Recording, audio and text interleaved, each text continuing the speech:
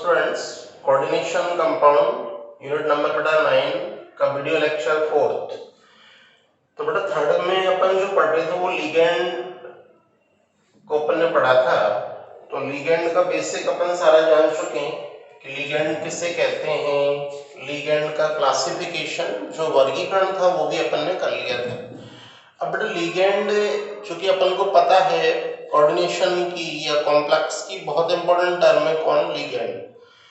तो अब कुछ इंपॉर्टेंट लिगेंड से रिलेटेड ही टर्म है। जैसे एक टर्म है उभयदंतुक लिगेंड और एक टर्म है कीलेट लिगेंड। इन दोनों को अपन क्लियरफाई करेंगे। तो उभयदंतुक लिगेंड बेटा किससे कहते हैं?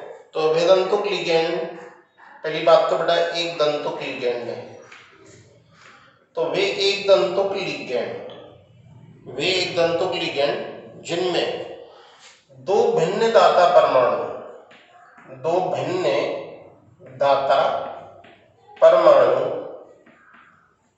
क्या होते हैं बेटा, उपस्थित होते हैं। लेकिन बेटा एक समय में एक ही दाता परमाणु, एक समय में कितना, एक ही दाता परमाणु जो होता है वो दाता परमाणु CMA के साथ क्या बनाता है बेटा, उप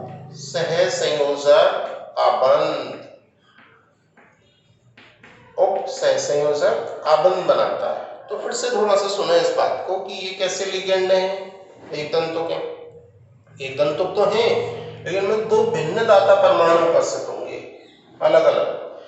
लेकिन क्या होगा, वो उस कॉम्प्लेक्स में जब वो होगा तो वो एक समय में एक ही दाता परमाणु के रूप में बिहेव करेगा और वो बनाएगा क्या, उपसंयोजक आबंध। तो इस तरह के लिगेंड कहलाते हैं उभयदंतुक लिगेंड। बड़ा इंपॉर्टेंट है उभयदंतुक लिगेंड की एग्जांपल्स। तो उभयदंतुक लिगेंड के एग्जांपल्स में नंबर 1 यदि मैं कहूं तो CN समूह है, जैसे कि तो जो CN समूह होगा बेटा इसमें दो भिन्न दाता परमाणु हैं, कार्बन है और नाइट्रोजन। कार्बन भी दाता का कार्य कर सकता है और नाइट्रोजन भी। एक समय में एक ही दाता होगा, या तो कार्बन या फिर नाइट्रोजन। तो यहाँ बॉन्डिंग को थोड़ा सा देखें अपन। तो ये मैंने CMA मेटल ले लिया और लिगेंड रूप में मैंने ये CN। बॉन्डिंग को थोड़ा समझना है। तो बेटा यहाँ दाता जो है वो कौन है, कार्बन। दाता कौन है, कार्बन है। और इस कंडीशन में इस लिगेंड को हम नाम देते हैं बेटा साइनो। क्या बोलते हैं, साइनो। अब बेटा यही है ग्रुप और यही ग्रुप में अब डोनर या दाता परमाणु कौन हो जाएगा, नाइट्रोजन। तो ये कौन हो गया बेटा, NC। अब इसको जो लिगेंड रूप में अपन बोलेंगे वो क्या बोलेंगे बेटा, आइसोसाइनो, राइट। अब बेटा ध्यान रखो यहाँ अंतर जो डिफरेंस हो रहा है वो किसके बेस पे हो रहा है। देखो यहाँ दाता कौन है, कार्बन है, और यहाँ पे जो दाता है बेटा वो कौन है, नाइट्रोजन। तो दो भिन्न दाता परमाणु है उपस्थित है, एक समय में एक ही दाता परमाणु है। यहाँ कौन है दाता, कार्बन, तो कौन कहलाएगा, साइनो। यदि नाइट्रोजन है तो कौन कहलाएगा, आइसोसाइनो। और भी एग्जांपल देख सकते हैं बेटा। एग्जांपल नंबर 2 लिया मैंने, जैसे तो एग्जांपल नंबर 2 में ये ले लिया NO2। तो NO2 में भी दो डिफरेंट डोनर एटम होते हैं, नाइट्रोजन और ऑक्सीजन। एक समय में नाइट्रोजन हो सकता है, एक समय में कौन बेटा, ऑक्सीजन। जैसे मैंने ऐसे लिखा M कोऑर्डिनेशन बॉन्ड NO2। इसका मतलब ये हुआ बेटा यहाँ दाता कौन है, नाइट्रोजन। ऐसी कंडीशन में इसको बोलते हैं नाइट्रो बोला जा सकता है, या फिर इसको बोल देते हैं नाइट्रीटो N यहाँ किसको दिखा रहा है, डोनर एटम को, दाता परमाणु को, क्योंकि दाता परमाणु कौन है, नाइट्रोजन। तो बॉन्डिंग किसके थ्रू हो रही है बेटा, नाइट्रोजन के थ्रू। अब वही समूह है लेकिन अब दाता जो होगा बेटा वो कौन होगा, ऑक्सीजन। तो देखो अब मैं इसको ऐसे लिखूंगा ONO, सूत्र वही की वही है, ONO। लेकिन अब जो दाता परमाणु होगा वो कौन होगा, ऑक्सीजन। और ऐसी कंडीशन में अब इसको एक नाम है ये भी दे देते हैं, नाइट्राइटो। या डोनर बेस से यदि डिफरेंस क्रिएट करें तो नाइट्रीटो क्या बेटा, O। अब देखो नाइट्रीटो सेम आ रहा है, डिफरेंस क्रिएट हो रहा है। यहाँ कौन है, नाइट्रोजन, और यहाँ कौन है बेटा, ऑक्सीजन। तो ये भी बेटा एक उभयदंतुक लिगेंड है। और एक तीसरा एग्जांपल और यदि अपन देखें उभयदंतुक लिगेंड का, एग्जांपल नंबर 3 तो वो ये ग्रुप है बेटा HCN। तो HCN में भी दो डिफरेंट एटम है यहाँ पे, एक सल्फर दाता का कार्य करता है, एक नाइट्रोजन। यदि मैं ऐसा कहूं ये M कोऑर्डिनेट बॉन्ड HCN, इसमें से दाता कौन है बेटा? सल्फर। तो ऐसी कंडीशन में इसको बोलते हैं थायोसाइनेटो, लिगेंड फॉर्म में थायोसाइनेटो। और यदि बेटा बॉन्डिंग नाइट्रोजन के थ्रू हो रही है, NCS यदि है, तो इसको हम बोलेंगे आइसो थायोसाइनेटो। तो ये तीन एग्जांपल कम से कम आपको याद रखने हैं अवदंतुक लिगेंड में, CN वाला, NO2 वाला और एक HCN वाला। तो CN में दो कंडीशन दाता की, कार्बन और नाइट्रोजन। कार्बन है तो साइनो और बेटा नाइट्रोजन है तो आइसोसाइनो। इसको थोड़ा सा यदि अपन समझें बात को, जैसे कभी कोई कॉम्प्लेक्स ऐसे लिख रहा हो, जैसे कॉम्प्लेक्स बेटा मैंने ऐसे लिख दिया K4Fe CN का होल 6, और एक कॉम्प्लेक्स बेटा मैंने ऐसे लिख दिया K4Fe NC का होल 6। अब देखो ये कई बच्चे से पूछेंगे, बताओ बच्चों ये दोनों कॉम्प्लेक्स एक ही हैं, अलग अलग हैं? तो बेटा ये दोनों कॉम्प्लेक्स डिफरेंट है। यहाँ बॉन्डिंग देखिए, यहाँ लिगेंड किस रूप में है? साइनो रूप में, और यहाँ लिगेंड किसके रूप में बेटा? आइसोसाइनो के रूप में। क्योंकि यहाँ देखो लिखने में पहले किसको लिख रखा है? नाइट्रोजन। तो बॉन्डिंग किसके थ्रू हो रही होगी? नाइट्रोजन। इट मींस ये कौन है बेटा? आइसोसाइनो। और यदि यहाँ पे देखें तो पहले किसको लिख रखा है? कार्बन का। इसका मतलब बॉन्डिंग किसके थ्रू हो रही होगी बेटा? कार्बन के थ्रू हो रही होगी। तो बेटा ये डिफरेंट है, ये अलग है और ये अलग है, ये दोनों सेम नहीं है। हाँ CA में सेम है, सबलाइन की कंडीशन सेम है, लेकिन लिगेंड डिफरेंट है। क्योंकि ये लिगेंड साइनो है, ये लिगेंड कौन है? आइसोसाइनो है। और ध्यान रखना बेटा उभयतंतुक लिगेंड, आगे भी जो अपन समावता टॉपिक पढ़ेंगे तो उस समावता में एक बंधन समावता आएगी, तो उसमें बंधन समावता होती किसके कारण है? समावता में कौन सी समावता बेटा? आगे चल के नेक्स्ट सेकंड पार्ट में हम पढ़ेंगे बंधन समावता। तो वो बंधन समावता किसके कारण होती है?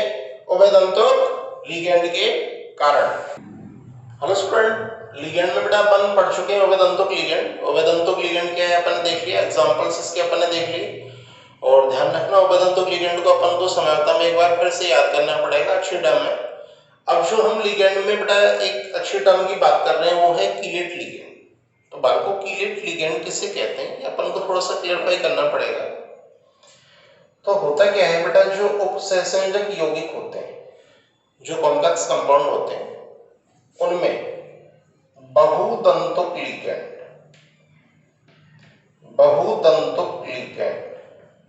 कौन से लिगेंड बोला बेटा?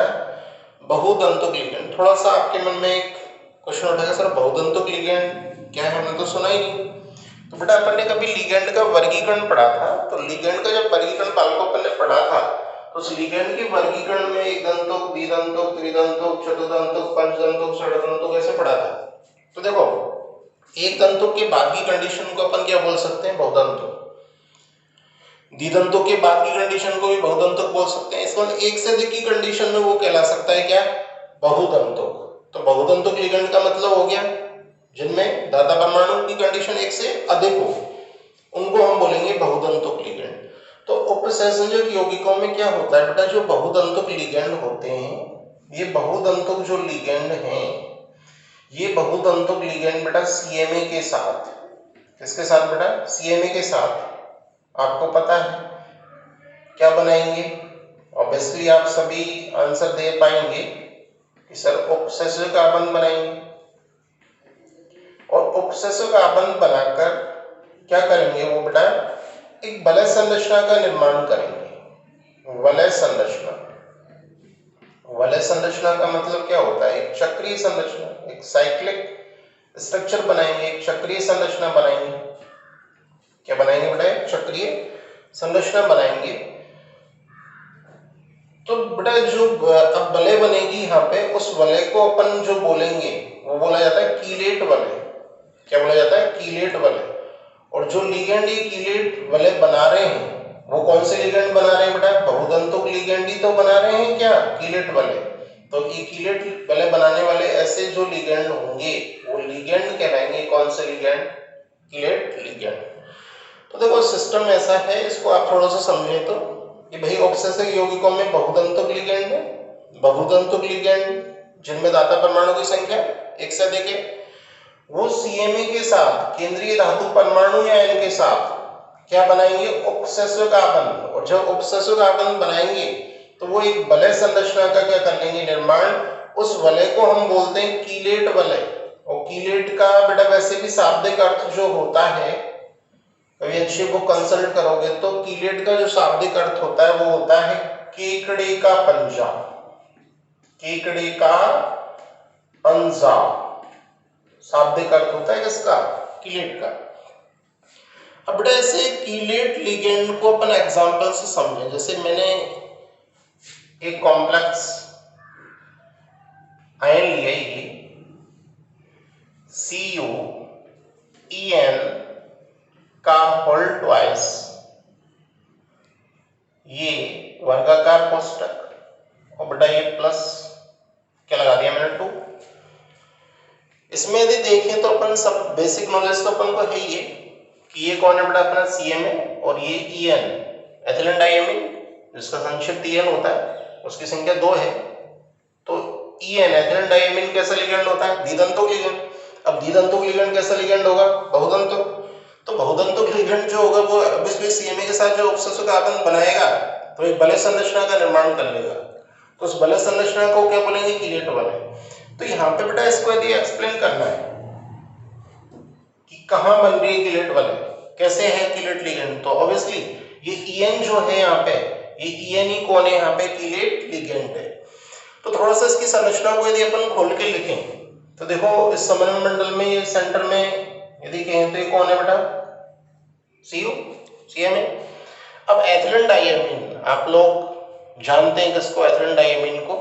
तो एथिलीन डाइएमीन कितने हैं, 2।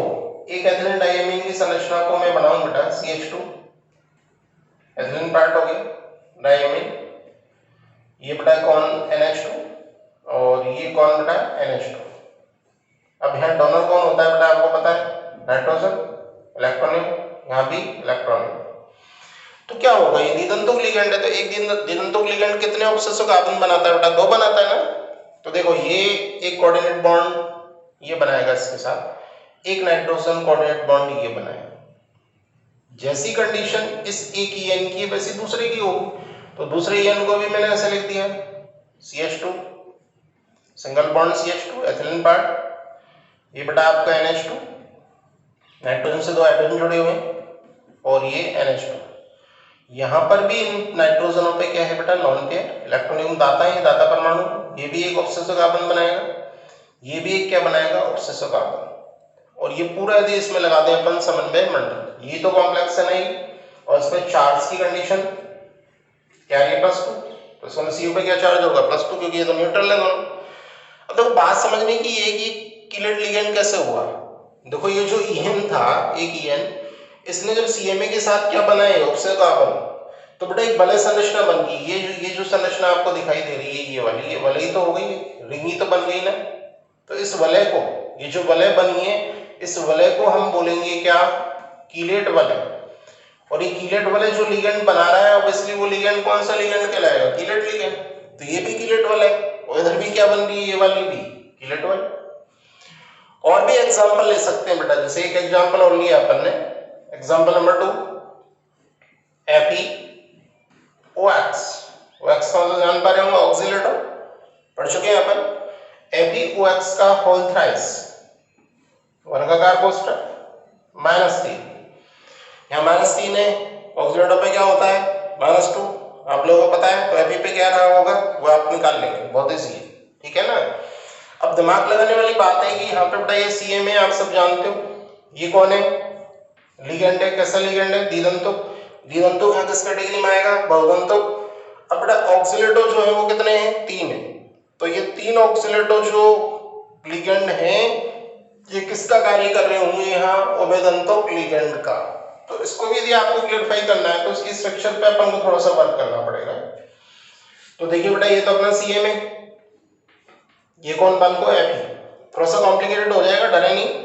ऑक्सीलेटो आप लोग स्ट्रक्चर जानते हो इसकी, एक ऑक्सीलेटो को मैं ऐसे लिख सकता हूँ C double bond O single bond, C double bond O single bond, ये ऑक्सीजन और ये बेटा ऑक्सीजन, इलेक्ट्रॉन की कंडीशन होगी। अब ये ऑक्सीजन क्या है बेटा, दाता ही है ना, तो ये इसके साथ क्या बनाएगा, एक ऑब्सेसिव कार्बन, ये भी एक ऑब्सेसिव कार्बन।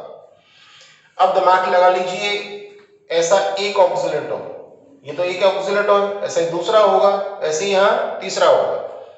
समझ पा रहे हैं आप लोग, उसको दिखाने की आवश्यकता नहीं है, बट आप लोग समझ पा रहे होंगे कि ये ऑक्सीलेटो, दूसरा ऑक्सीलेटो, वो भी दो ऑब्सेसिव कार्बन बनाएगा, एक तीसरा ऑक्सीलेटो, और ये जो वलय बन गई आप सबको पता लग रहा होगा, ये कौन सी वलय है बेटा, कीलेट वलय।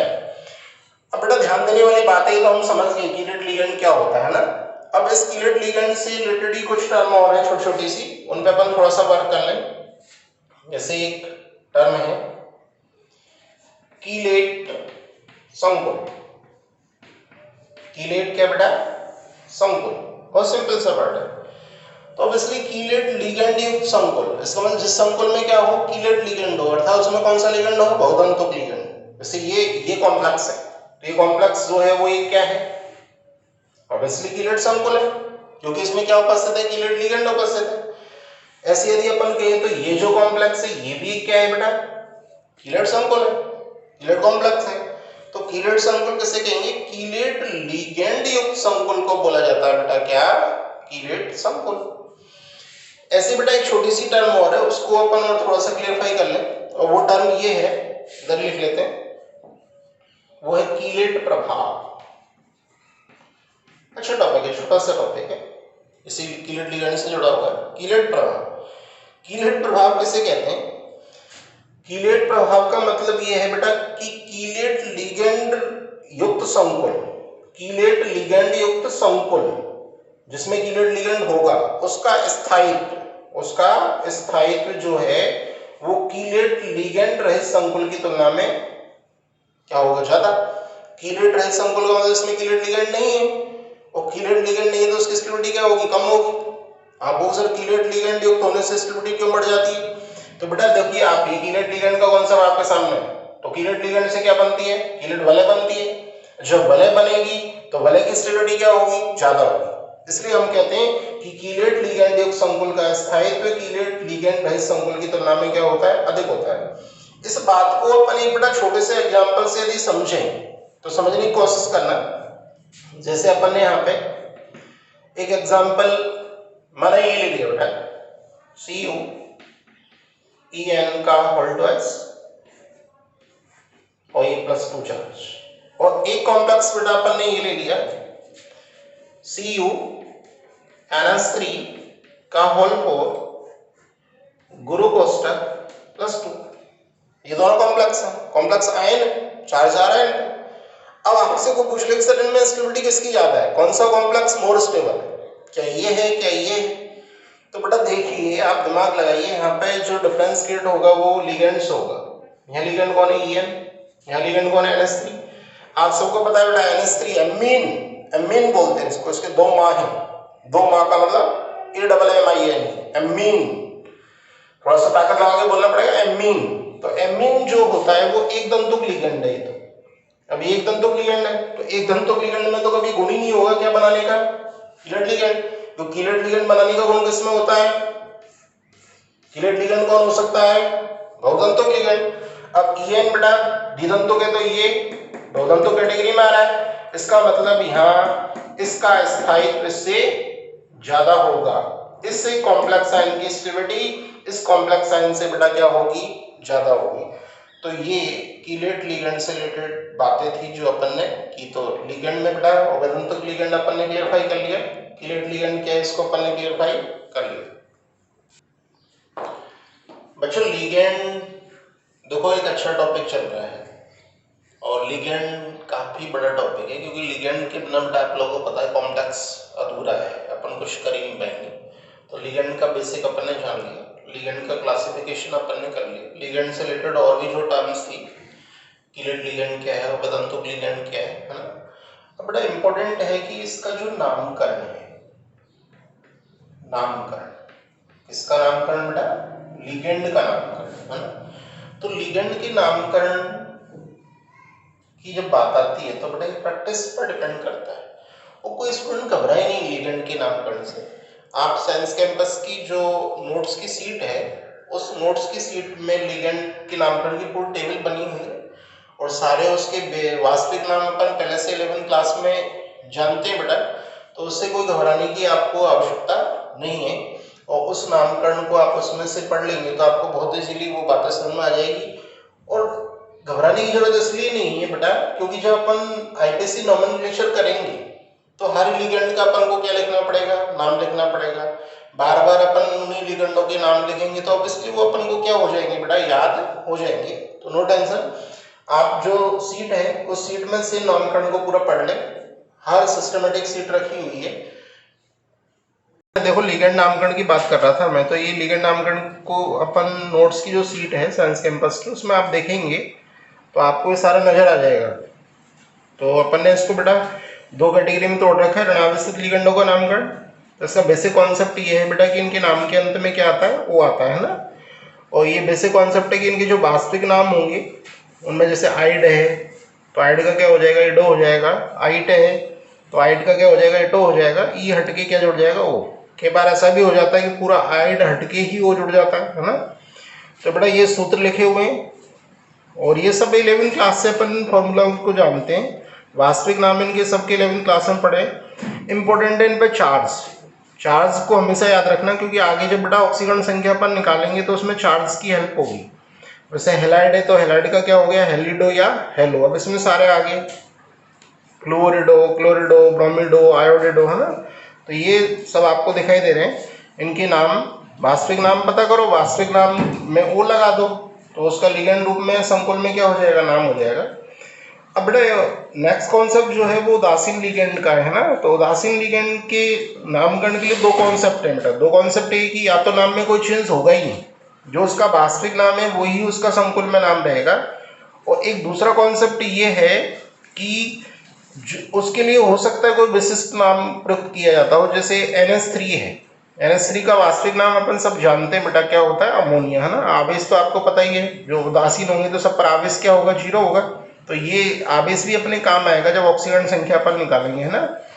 तो संकुल में नाम बेटा NH3 का बड़ा इंपॉर्टेंट होता है, और हर बच्चे को याद हो जाएगा, क्योंकि बार बार जब आईपीसी नॉमेनक्लेचर में आप इस लिगेंड को काम में लोगे तो इसको बोलते हैं एमीन। बहुत लोग इसको गलत लिखते हैं, मैं पहले ही बता दूं आप लोगों को, ये एमीन नहीं है, ये एमीन है, एमीन। स्पेलिंग देखिए आप, AMMINE। इसका मतलब बेटा इसको सिंपली याद रख सकते हैं ट्रिकी फॉर्म में, इसकी कितनी माँ हैं, 2। इसका मतलब AMMINE। जल जो होता है H2O, सबको पता है वास्तविक नाम। इसके लिए बेटा विशिष्ट नाम काम में आता है, वो कौन है, एक्वा। CO कार्बन मोनोऑक्साइड सब जानते हो, इसके लिए भी विशिष्ट नाम काम में आता है, वो कौन है, कार्बोनिल। कुछ ऐसे हैं जिनके लिए जो वास्तविक नाम होगा वही उसका किसमें नाम होगा, संकुल में नाम होगा, लिगेंड रूप में नाम होगा। हेलो स्टूडेंट्स, बेटा लिगेंड अपना कंप्लीट हो गया। लिगेंड के बाद एक इंपॉर्टेंट टर्म अपन और जान लें बेसिक कॉन्सेप्टों में, वो है उपसंयोजन संख्या या समन्वय संख्या। कोऑर्डिनेशन नंबर बोला जाता है बाल को, और यहाँ से भी बोर्ड में क्वेश्चन आता है। इसका मतलब एक ऐसा कॉन्सेप्ट है जो बच्चे का क्लियरफाई होना ही चाहिए। तो बेटा फर्स्ट ऑफ ऑल तो अपन ये जाने संकुल के रेफरेंस में कि उपसंयोजन संख्या, कोऑर्डिनेशन नंबर का मतलब क्या है, और उसको रटना नहीं है बेटा, उसको निकालना हमें आना चाहिए। क्योंकि जब भी बोर्ड में क्वेश्चन आता है तो वो कोई कॉम्प्लेक्स दे देता है, और उस कॉम्प्लेक्स में पूछता है कि इसकी उपसंयोजन संख्या दीजिए। तो कॉन्सेप्ट क्या है बेटा कि उपसंयोजक यौगिक जो होते हैं इसमें लिगेंडों के द्वारा, किसके द्वारा बेटा, लिगेंडों के द्वारा CMA के साथ बनाए गए उपसहसंयोजक आबंधों की क्या बेटा, संख्या। उपसहसंयोजक आबंधों की जो संख्या होगी वो ही कहलाएगी क्या बेटा, समन्वय संख्या या उपसहसंयोजन संख्या। अब बेटा इसको कोई भी आपको कॉम्प्लेक्स मिलेगा, उस कॉम्प्लेक्स में आपको CMA के साथ लिगेंड देखना पड़ेगा, और लिगेंड कितने उपसहसंयोजक आबंध बना रहा है उसके बेस पर निकाली जाती है क्या, उपसहसंयोजन संख्या। इसको बेटा ट्रिकी रूप में इजी बनाने के लिए एक छोटा सा फॉर्मूला अपन क्रिएट कर लेते हैं, और वो उपसंयोजन संख्या कोऑर्डिनेशन नंबर Cn बराबर ऐसे लिख देते हैं लिगेंडों की संख्या, लिगेंडों की कैपिटल संख्या गुणा दंतुरता डेंसिटी। दंतुरता का मतलब उसमें दाता परमाणु की संख्या कि वो एक दंतुर है, कि वो द्विदंतुर है, कि वो त्रिदंतुर है, चतुर्दंतुर है, षटदंतुर किस तरह का है। तो लिगेंड तो अपन ने एनालिसिस करी, लेकिन उनकी संख्या का पता अपन को सूत्र में लग ही जाएगा। उनकी दंतुरता हमें क्लियरफाई होनी चाहिए कि वो किस कैटेगरी का लिगेंड है। तो बहुत इजीली अपन क्या कर सकते हैं बेटा, क्या निकाल सकते हैं, ऑक्सीजन संख्या। अब इसकी प्रैक्टिस करते हैं अपन, इसको रटने से काम नहीं चलेगा, इस पर वर्क करना पड़ेगा थोड़ा सा। तो बेटा अपन क्या कर रहे हैं, कोई कॉम्प्लेक्स लिख रहे हैं, ठीक है ना। जैसे मैंने कह दिया समकोण का सूत्र, ठीक है, एक टेबल रूप लिया। फिर मैंने बेटा कहा लिगेंड की क्या संख्या, एंड फाइनली मैंने कहा समन्वय संख्या, कोऑर्डिनेशन नंबर। ऐसी टेबल है। तो समकुल के सूत्र में कितने सारे ले सकते हो। फर्स्ट ऑफ ऑल माना आपका जाना पहचाना, मैंने लिए K4 Fe Cn का क्या बेटा होल 6 है ना। अब ये कॉम्प्लेक्स से आप लोगों को पता है, इसमें सारा बेसिक आप लोग जानते हैं। ये कौन है Cn में, ये कौन है लिगेंड। तो लिगेंड यहाँ साइनो है, बॉन्डिंग भी दिख रही है अपन को, कार्बन के थ्रू हो रही है। इसकी संख्या कितनी है, 6। तो लिगेंड की संख्या कोई भी पूछेगा, हर गरीब से गरीब विद्यार्थी ये बता पाएगा यहाँ पर बेटा कि लिगेंड की संख्या जो है वो कितनी है अपन को, 6। अब लिगेंड की संख्या 6, चलो ये तो पता लग गया। अब Cn किस तरह का लिगेंड होता है, एक दंतुक लिगेंड होता है ना। तो अपन को कोऑर्डिनेशन नंबर निकालना है, इस फॉर्मूले को काम में लो। लिगेंड की संख्या कितनी है, 6, दंतुरता उसकी कितनी है बेटा 1, तो 6 गुणा 1 करोगे तो कितना आ जाएगा, 6। इसका मतलब हाँ, इस कॉम्प्लेक्स में जो समन्वय संख्या या उपसमन संख्या है वो कितनी है, 6 फाइनली आंसर। और एग्जांपल ले बेटा, जैसे अपन ने ले लिया CuEn का होल ट्वाइस और ये +2, ये कॉम्प्लेक्स आयन है, जटिल आयन है ना।